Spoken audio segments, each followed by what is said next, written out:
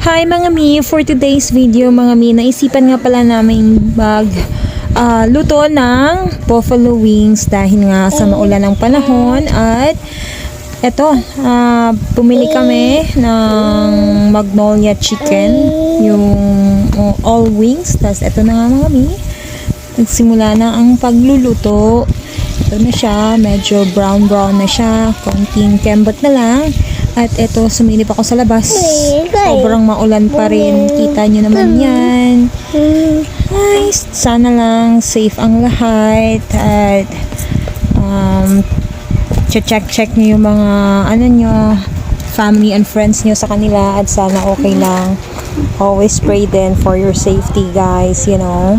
Eto na, luto na siya. May yung first batch na sinalang, luto na.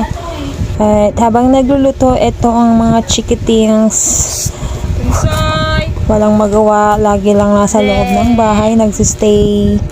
Ayan si Bunsoy. Ito, grabe sa labas.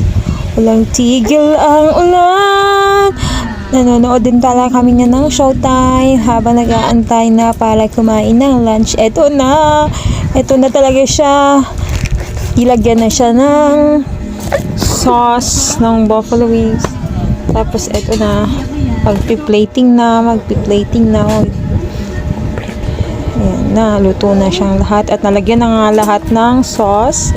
For the final look na tayo, eto na siya with sesame seeds.